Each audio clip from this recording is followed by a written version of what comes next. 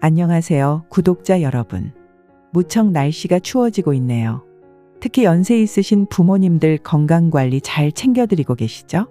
오늘의 사연은 65세의 한 어머님이 노인대학에서 새로운 꿈을 찾았지만 며느리와 아들의 차가운 시선을 마주하게 되는 이야기입니다. 작은 꿈조차 이해하지 못하는 자식과 꿈을 포기하지 않는 모친과의 대립. 과연 이 이야기는 어떻게 흘러갈까요? 영상 시작하기 전에 구독과 좋아요는 어르신들의 꿈을 응원하는 마음으로 눌러주세요. 그럼 시작하겠습니다. 안녕하세요. 저는 40년 전 23세 나이에 시집와서 남편과 함께 두 아들을 키우며 평생을 살아왔습니다. 젊었을 때는 새벽부터 밤늦게까지 남편 뒷바라지하고 아이들 공부시키느라 정신없이 살았어요. 그때는 내 삶이라는 게 없었죠. 그저 아이들이 잘 자라주기만을 바라며 하루하루를 보냈습니다. 다행히 큰아들은 대기업에 취직했고 작은 아들은 의사가 되었습니다. 남들이 보기에는 부러울 것 없는 인생이었죠. 자식 농사는 잘 지었다고들 하시더라고요. 하지만 3년 전 남편이 갑자기 심장마비로 세상을 떠나고 저는 홀로 남겨졌습니다. 매일 집에서 텔레비전만 보며 시간을 보내다 보니 우울증까지 찾아왔어요. 그때 동네 복지관에서 노인대학을 운영한다는 소식을 들었습니다. 처음에는 망설였어요. 내가 이 나이에 무슨 공부냐 하는 생각도 들었고. 하지만 용기를 내어 등록했습니다. 그리고 거기서 저는 제 인생에서 처음으로 진정한 행복을 느꼈어요. 하지만 제가 공부를 시작하면서 큰아들과 며느리의 태도가 달라지기 시작했습니다. 오늘은 그 이야기를 들려드리려고 합니다. 나이 들었다고, 여자라고 배우지 못했다고, 이런 핑계로 자신의 꿈을 포기하신 분들이 많으실 거예요. 제 이야기가 그분들께 작은 용기가 되었으면 좋겠습니다. 어느 토요일 오후였습니다. 평소처럼 복습을 하고 있는데 큰아들 내외가 찾아왔어요. 엄마, 이게 뭐예요? 책상 위에 놓여있던 영어 단어장을 보며 아들이 물었습니다. 아, 그거? 영어 공부하는 거야. 복지관에서 배우고 있어. 그 말을 듣자마자 며느리가 한숨을 쉬었습니다. 어머님, 나이가 지금 몇이신데 그런 거라세요? 손주들이나 돌봐주시지. 며느리의 말투에 가시가 느껴졌지만 저는 웃으며 대답했습니다. 이제 나도 뭔가 배우고 싶어서 그래. 재미있더라고. 엄마, 그런 시간에 차라리 운동이라도 하시지. 이게 뭐 하는 거예요? 아들의 목소리에도 못마땅함이 묻어났습니다. 왜? 나도 배우고 싶은데. 나쁜 거라도 되니? 어머님, 그 나이에 공부는 무슨 공부예요? 창피하지도 않으세요? 며느리의 말에 가슴이 철렁 내려앉았습니다. 창피하다니.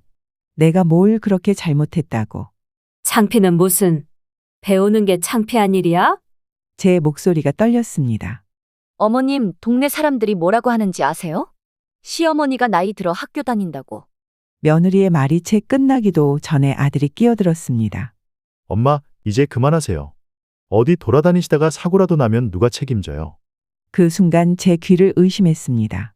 복지관에서 공부하는 게 돌아다니는 거라고? 엄마도 이제 나이가 있으시니까 집에서 편히 쉬세요. 텔레비전도 보시고. 아들의 말에 제 마음이 무너져 내렸습니다. 제 아들이, 제가 그토록 사랑했던 아들이 저희 작은 꿈조차 이해하지 못하고 있었습니다.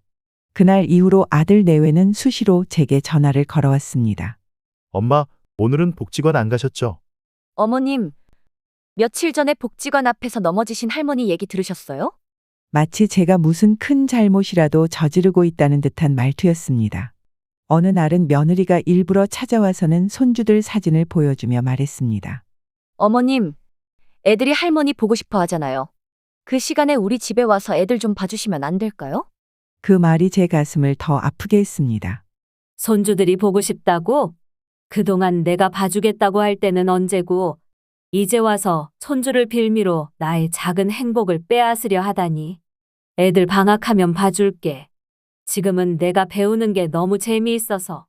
어머님, 정말 이기적이시네요. 손주들은 안중에도 없으신 거예요? 며느리의 말이 비수처럼 꽂혔습니다. 내가 이기적이라고? 평생 남편과 자식들을 위해 살아온 내가? 나도 이제는 나를 위해 살고 싶어. 떨리는 목소리로 겨우 이 말을 했습니다. 그러자 며느리는 한숨을 크게 쉬더니 자리에서 일어났습니다. 알겠어요. 어머님이 그렇게 고집 부리시겠다면 애들 아빠한테 알려줄게요. 그날 밤 큰아들이 전화를 걸어왔습니다. 엄마, 도대체 왜 이러시는 거예요? 며느리한테 그렇게 말씀하시면 어떡해요? 난 그저 이제 좀 현실적으로 사세요. 엄마 나이가 몇 살인데 공부는 무슨 공부예요? 아들의 날선 목소리에 가슴이 떨려왔습니다. 너희는 엄마가 집에만 있길 바라니? TV나 보고, 손주나 보고, 그렇게 살다 죽기를 바라는 거야? 엄마, 왜 이렇게 고집 부리세요? 이런 식으로 사시면 동네 망신이에요. 동네 망신? 그 말이 제 귀에 계속 맴돌았습니다. 배우는 게 왜 망신일까? 다음 날 아침 복지관에 가려고 준비하는데 현관문이 열렸습니다. 아들과 며느리가 들어왔어요. 엄마, 우리가 결정했어요. 이제부터 며칠씩 돌아가면서 엄마 집에서 지낼 거예요. 뭐라고?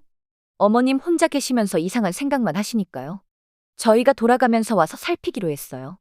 마치 죄인을 감시하듯 말하는 며느리의 말투에 온몸이 떨려왔습니다.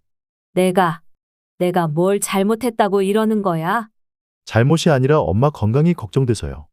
이제 그만 나다니시고. 난 멀쩡해. 내 건강은 내가 알아서. 어머님, 정말 왜 이러세요? 자식들 걱정도 모르시나요? 갑자기 며느리가 울음을 터뜨렸습니다. 마치 제가 큰 잘못이라도 저지른 것처럼 펑펑 우는 모습에 제가 오히려 당황스러웠습니다. 여보, 이제 어머님 모시고 우리 집으로 가요. 제가 잘 모시고 있을게요. 며느리의 말에 아들이 고개를 끄덕였습니다. 그제서야 저는 깨달았습니다. 이것들의 진짜 속내를. 난 여기가 좋아. 내 집에서 살 거야. 엄마, 이제 좀 정신 차리세요. 노인대학이 뭐라고 이렇게까지. 그때였습니다.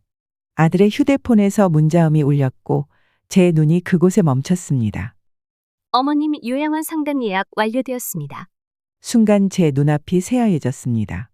요양원이라고? 이제 나를 요양원에 보내려고? 아들아, 저거 뭐니? 떨리는 목소리로 물었습니다. 아들이 당황한 듯 휴대폰을 주머니에 넣으려 했지만 이미 늦었습니다. 아, 엄마, 이건. 그러니까. 말해봐. 날 요양원에 보내려고 했던 거야?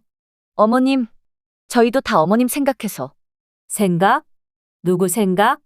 너희들 편하자고 나를. 목소리가 떨려왔습니다. 두 다리에 힘이 풀려 그대로 주저앉고 말았어요. 엄마, 정신 좀 차리세요. 요즘 엄마가 하시는 행동이 정상이에요? 이 나이에 공부는 무슨 공부예요? 그래. 내가 미쳤지. 너희 말대로 미쳤어. 이 나이에 뭘 배우겠다고. 눈물이 하염없이 흘러내렸습니다. 어머님, 우리도 다 어머님 위해서. 위에서? 내가 뭘 잘못했는데? 내 돈으로, 내 시간에 하고 싶은 공부하는 게 그게 뭐가 잘못됐다는 거야? 마음속 깊이 억눌러왔던 감정이 폭발하기 시작했습니다. 너희들은 내가 뭐라도 하려고 할 때마다 왜 자꾸 막는 거야? 내가 움직이는 게, 내가 배우는 게, 내가 사는 게 그렇게 보기 싫었어? 엄마, 그게 아니라. 나도 꿈이 있고 하고 싶은 게 있다고.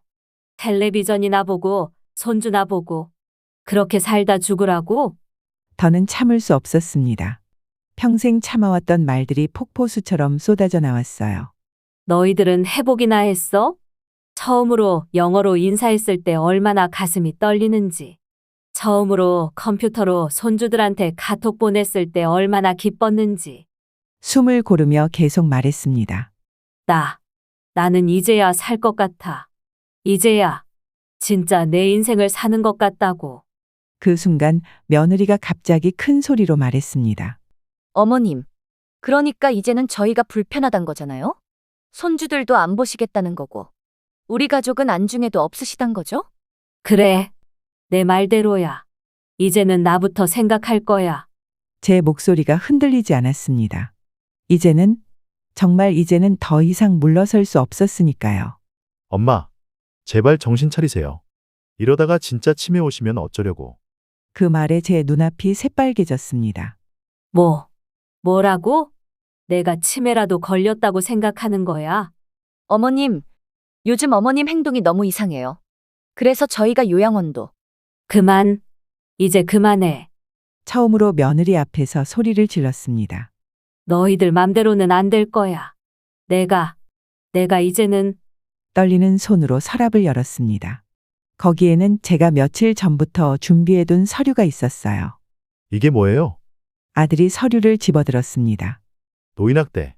신고서? 아들의 얼굴이 하얗게 변했습니다. 엄마, 이게 무슨? 나도 더는 너희들 맘대로 안 될 거야. 내가 요양원에 가기 싫다는데, 내가 공부하고 싶다는데, 왜 자꾸 막으려고 하는 건데? 어머님, 이러시면 안 돼요. 저희가 얼마나 어머님을 위해서. 위에서? 너희들이 편하고 싶어서지. 그때였습니다. 복지관 선생님의 전화가 왔습니다. 떨리는 손으로 전화를 받았습니다. 어머니, 노인보호센터에서 연락이 왔어요. 상담사님이 지금 복지관으로 오고 계시대요. 선생님의 목소리에서 안도감이 느껴졌습니다. 네, 알겠습니다. 전화를 끊자 아들이 다가왔습니다. 엄마, 제발 이러지 마세요. 우리가 잘못했어요. 잘못? 이제 와서 인정하면 다 없어지는 거야? 제 목소리가 흔들리지 않았습니다. 그동안 복지관 선생님과 상담하면서 제가 겪은 일들을 하나하나 기록해왔어요. 요양원에 보내려고 했던 일, 제가 공부하는 걸 막으려 했던 일, 동네 망신이라고 했던 말들까지. 어머님, 저희도 다 어머님 생각해서. 그 생각이라는 게 너희들 기준이지. 내가 뭘 원하는지는 한 번도 물어보지 않았잖아. 그때 초인종이 울렸습니다. 노인보호센터 상담사님과 복지관 선생님이 오신 거였어요. 안녕하세요. 노인보호상담센터 김민지입니다. 상담사님이 들어오시자 아들과 며느리의 얼굴이 창백하게 변했습니다. 하지만 저는 이제 더 이상 떨리지 않았어요. 그동안 복지관 선생님과 상담하면서 차근차근 준비해왔기 때문입니다. 어르신께서 신고하신 내용을 보면 상담사님이 서류를 펼치셨습니다. 요양원 강제 입소 시도, 노인 활동 제한, 정서적 학대. 아들이 벌떡 일어났습니다. 잠깐만요. 무슨 말씀이신지. 저희는 그저 어머님을 위해서. 아들아, 이제 그만 변명하자. 제가 조용히 말을 이었습니다. 그동안 선생님께 모든 걸 털어놨어. 너희가 나를 감시하듯 했던 일들, 내 의사는 무시한 채 요양원에 보내려고 했던 일, 동네 망신이라며 모욕했던 말들까지. 제 손에는 작은 녹음기가 들려 있었습니다. 그동안 아들과 며느리가 했던 모든 말들이 여기에 담겨 있었죠. 엄마, 그걸 어떻게? 놀랐니? 이제 이 나이 먹은 엄마도 이런 거 할 줄 알아. 복지관에서 배웠거든. 아들의 얼굴이 사색이 되었습니다. 그리고 여기, 서랍에서 또 다른 서류를 꺼냈습니다. 이건 내가 그동안 일기처럼 기록해온 거야. 너희가 언제, 어떤 식으로 나를 무시하고 억압했는지 다 적어뒀어. 어머님, 저희가. 며느리가 말을 제대로 잊지 못했습니다. 어머님께서 제출하신 증거들이 상당히 구체적입니다. 상담사님이 말씀하셨습니다. 음성 녹음, 문자 메시지 기록, 목격자 진술까지. 모두 명백한 노인학대 증거가 됩니다. 노인학대라뇨. 저희는 그저. 그저 뭐? 내가 원하지도 않는 요양원에 보내려고 했잖아. 내 의사는 한 번도 묻지 않고. 제 목소리가 흔들렸습니다. 너희들은 알아? 내가 얼마나 무서웠는지. 내가 잠든 사이 요양원으로 끌려갈까봐 밤마다 잠도 제대로 못 잤다는 걸. 그제야 눈물이 왈칵 쏟아졌습니다. 어머님의 진술에 따르면 복지관 수업을 방해하기 위해 집에 무단으로 들어와 감시하기도 하셨다고요? 상담사님의 말씀에 아들과 며느리가 고개를 푹 숙였습니다. 네, 그게 저희가. 그리고 이런 문자도 있네요. 요양원에 강제 입소시키겠다는 협박성 메시지. 상담사님이 증거 자료를 하나씩 짚어가실 때마다 아들과 며느리의 어깨가 더욱 움츠러들었습니다. 이런 행위들은 모두 심각한 노인학대입니다. 민사상 손해배상은 물론이고 형사처벌까지도 가능한 사안이에요. 엄마, 제발. 저희가 잘못했어요. 아들이 무릎을 꿇었습니다. 며느리도 울면서 사과했지만 이제는 그들의 눈물에 쉽게 흔들리지 않았습니다. 지금 이 자리에서 결정하셔야 합니다. 어르신께서 법적 조치를 원하시면 저희가 즉시 고발 절차를 진행하겠습니다. 상담사님의 말씀에 방안이 순간 조용해졌습니다. 난 우리 아들을 고발하고 싶진 않아요. 떨리는 목소리로 말을 이었습니다. 하지만 이대로 넘어갈 순 없어. 너희들이 진심으로 뉘우치고 있다는 걸 보여줘야 해. 어떻게 하면 될까요? 첫째, 앞으로 절대로 내 의사에 반하는 요양원 이야기는 꺼내지 않을 것.